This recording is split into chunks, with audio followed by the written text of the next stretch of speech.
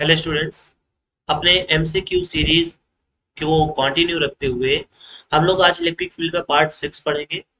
अगर अभी तक आपने वो सारे वीडियोस नहीं देखे हैं तो आप भी हमारे चैनल के प्लेलिस्ट पे जाइए, वहां पे आपको सारे वीडियोस मिल जाएंगे।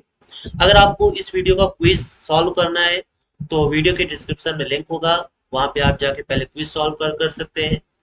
एंड मोस्ट इम्पॉर्टेंट थिंग, अगर आपने अभी तक वीडियो को शेयर नहीं किया है तो दोस्तों के साथ शेयर कीजिए ताकि उनको भी इसका बेनिफिट मिल सके और आने वाले एग्जाम्स में वो अच्छा स्कोर कर सके। सो विदाउट एनी डिले हम लोग क्वेश्चन सॉल्व करना शुरू करते हैं। देखिए, पहला क्वेश्चन है, इसमें कहा गया है कि a charge charge is the property associated with the matter due to which it produces and experiences.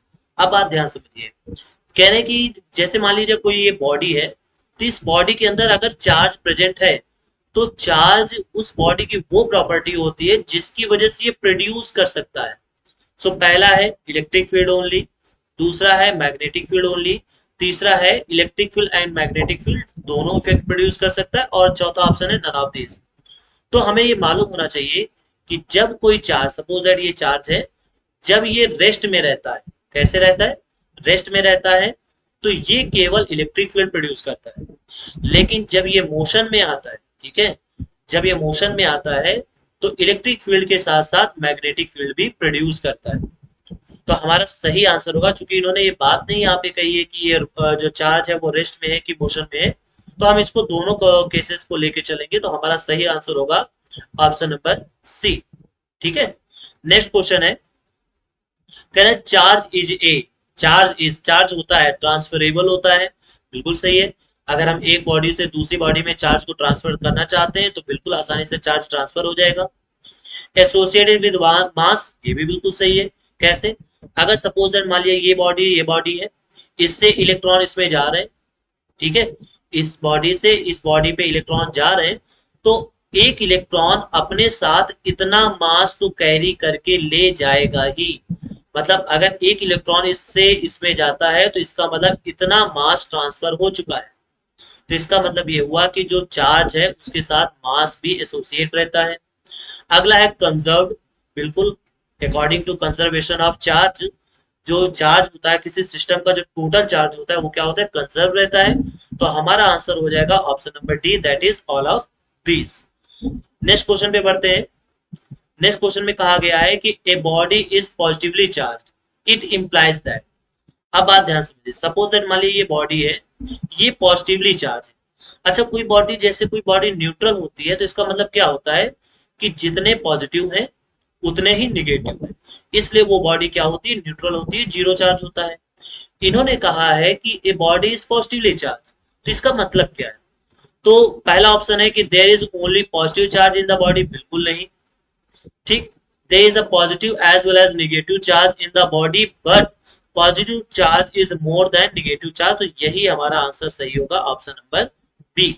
देखिए, कोई बॉडी, सपोज दैट अगर ये बॉडी है तो इस बॉडी के अंदर पॉजिटिव और निगेटिव दोनों चार्जेस होते हैं, लेकिन जिसका भी अमाउंट ऑफ ज्यादा होगा, जिसका अमाउंट ज्यादा होगा, सपोज दैट अगर पॉजिटिव चार्ज की क्वांटिटी ज्यादा है तो ये बॉडी पॉजिटिवली चार्ज होगी। अगर निगेटिव चार्ज का अमाउंट ज्यादा है तो ये बॉडी निगेटिवली चार्ज होगा। ठीक है। तो जिसका भी अमाउंट ज्यादा होगा बॉडी वैसे ही चार्ज होगी। तो हमारा सही ऑप्शन होगा ऑप्शन नंबर बी, कि उसमें पॉजिटिव और निगेटिव दोनों है, but positive charge is more then negative charge, इसीलिए वो पॉजिटिव चार्ज बॉडी है। क्लियर हो गया। नेक्स्ट क्वेश्चन पे बढ़ते हैं। कहा गया कि on rubbing when one body gets positively charged. देखिए, मान लीजिए किसी बॉडी को हम रब कर रहे हैं, इसको रगड़ रहे हैं, तो उस केस में मान लीजिए ये बॉडी पॉजिटिवली चार्ज हो जाती है and other is negatively charged. The electron transferred from positively charged body to negatively charged body are. अब बात ध्यान समझिए, सपोज दैट मान लीजिए ये दोनों बॉडी को आपस में रब किया गया, ये पॉजिटिवली चार्ज हुआ, ये निगेटिवली चार्ज हुआ, तो सिंपल सी बात है, इस बॉडी से इस बॉडी में इलेक्ट्रॉन्स का ट्रांसफर हुआ।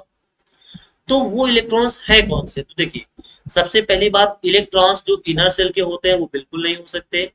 ठीक है, यहाँ भी इनर सेल ऑप्शन है, ये भी नहीं हो सकता। तो हमारा सही ऑप्शन होगा ऑप्शन नंबर ए, जो वैलेंस इलेक्ट्रॉन्स होते हैं उन्हीं का केवल ट्रांसफर होता है from one body to another body. जब भी चार्ज का ट्रांसफर होगा तो वैलेंस इलेक्ट्रॉन्स का ही ट्रांसफर होगा। क्लियर है?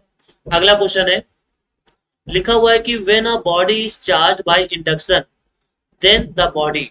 अब बात ध्यान से, चार्ज बाय इंडक्शन का मतलब क्या होता है? सपोज दैट मान लीजिए कोई एक बॉडी है जो कि न्यूट्रल है, इसके पास हम कोई पॉजिटिवली चार्ज बॉडी को लेके आ रहे हैं। अब होगा क्या, इस बॉडी के अंदर तो प्लस पॉजिटिव चार्जेस भी है, नेगेटिव चार्जेस भी है। तो ये पॉजिटिव चार्ज बॉडी करेगी क्या कि निगेटिव को अपनी तरफ अट्रैक्ट कर लेगी और पॉजिटिव को दूर फेंक देगी। अब ये बॉडी चार्ज हो चुकी है। अच्छा ये बताइए, पहले ये न्यूट्रल था, पहले इसमें कोई चार्ज नहीं था, ठीक? क्या अब भी ये बॉडी चार्ज हो गई? क्या इसको पॉजिटिवली चार्ज या नेगेटिवली चार्ज बोल सकते हैं? तो अभी ये पोलैरिटी तो इसमें जनरेट हो गई, बट अभी भी इसका जो नेट चार्ज है, ठीक है, नेट चार्ज है वो भी क्या है? जीरो है। तो पहला ऑप्शन जैसे बिकम्स न्यूट्रल, दूसरा option does not lose any charge, तीसरा option loses whole of the charge on it, यानी जितना भी इसके अंदर चार्ज होता है सब ये लूज कर देता है। Loses a part of charge on it, यानी कुछ पार्ट ये लूज कर जाता है।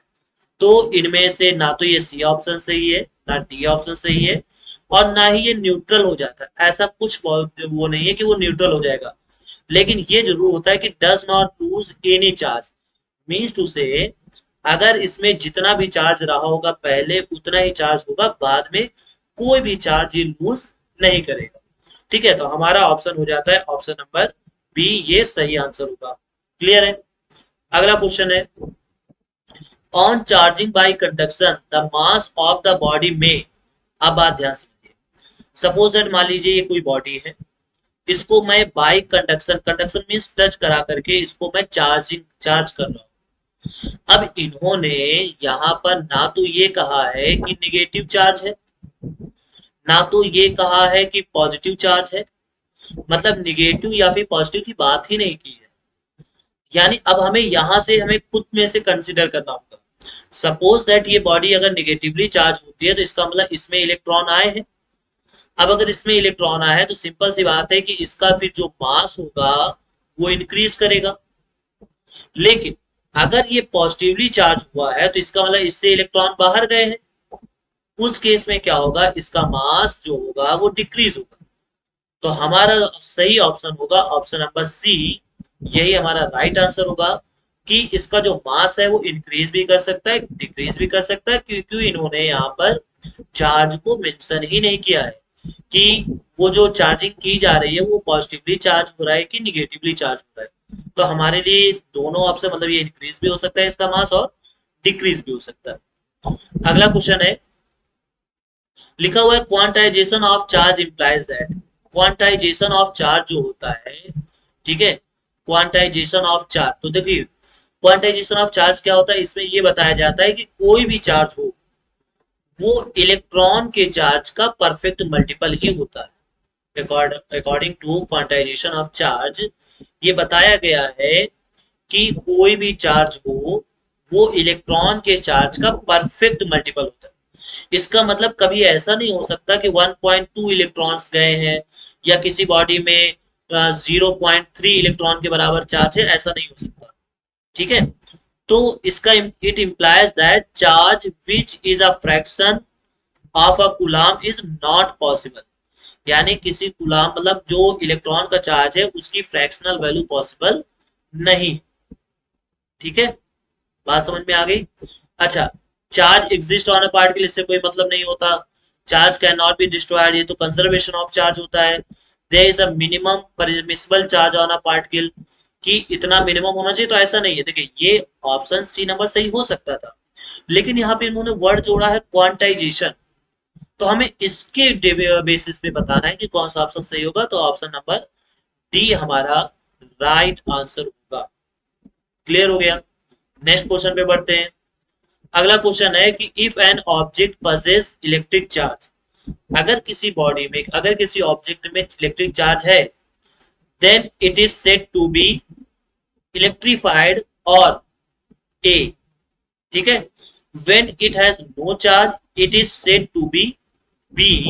Here A and B reverse too. अब बात ध्यान से, यहाँ पे ए और बी की जगह पे हमें ऑप्शन करना है। तो अगर कोई बॉडी चार्ज होती है, उसके अंदर चार्ज होता है, तो हम उसको चार्ज बॉडी बोलते हैं। क्या बोलते हैं? Charge body. ठीक है। और when it has no charge, जब उसको में कोई चार्ज नहीं होता, तो हम उसको न्यूट्रल बोलते हैं। क्या बोलते हैं? न्यूट्रल बोलते हैं। यानी ए ओ में होना चाहिए चार्ज, बी में होना चाहिए न्यूट्रल। तो हमारा सही आंसर होगा ऑप्शन नंबर ए। ठीक है, ऑप्शन नंबर ए इसका सही आंसर हो जाएगा। अगले क्वेश्चन पे बढ़ते हैं, लास्ट, अभी इसके बाद लास्ट क्वेश्चन होगा। A positively charge rod is brought near a uncharge conductor. बात ध्यान से समझिए। कोई पॉजिटिवली चार्ज रॉड है, सपोज दैट ये रॉड है, पॉजिटिवली चार्ज है, और इसको एक अनचार्ज कंडक्टर के पास लाया जाता है। If the rod is suddenly withdrawn from the charge, मतलब अब क्या किया गया है, इसको सडनली विड्रॉ कर लिया गया है। ठीक, इसको हटा लिया गया है। अब ये समझिए, अगर इसको हटा भी लिया जाएगा, बात समझिए, अगर ये पहले न्यूट्रल था, कहा गया है ना अनचार्ज कंडक्टर, तो अगर पहले ये अनचार्ज था, तो हटाने के बाद भी अनचार्ज ही रहेगा। ठीक है, अनचार्ज ही रहेगा, क्योंकि उसको टच नहीं कराया जाता, उसके केवल पास लाया जाता है, नियर। यानी हम इंडक्शन के थ्रू इसको चार्ज कर रहे हैं। तो उस केस में अगर हम इसको हटा भी लें, तब भी इसके अमाउंट ऑफ चार्ज में कोई फर्क नहीं पड़ेगा। पहले अनचार्ज था, तो बाद में भी अनचार्ज रहेगा। तो हमारा ऑप्शन हो जाएगा option number C, that is 0। अगला क्वेश्चन है, लास्ट क्वेश्चन है। Two sphere A and B exactly same mass are given equal positive and equal negative charge respectively their masses after charging. अब बात बिल्कुल ध्यान से समझिए। यहाँ पे कहा गया है कि दो स्फीयर्स है, सपोज दैट एक स्फीयर ये है, दूसरा स्फीयर ये है। ठीक है, अब इन दोनों को सेम चार्ज दिया गया, इसको भी दिया गया, इसको भी दिया गया सेम चार्ज। बट यहाँ पे ये कहा गया है कि जो ए है, ए, दिस इज पॉजिटिवली चार्ज, और जो बी है, दिस इज निगेटिवली चार्ज।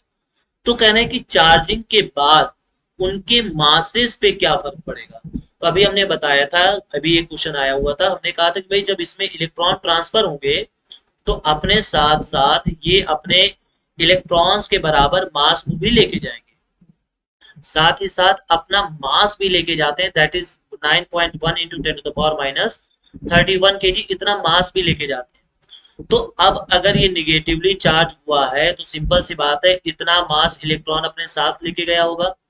तो आफ्टर चार्जिंग जो मास ऑफ बी होगा will be greater than mass of A के मास से ज्यादा होगा। तो हमारा सही ऑप्शन हो जाएगा ऑप्शन नंबर सी, कि mass of A will be greater than mass of B.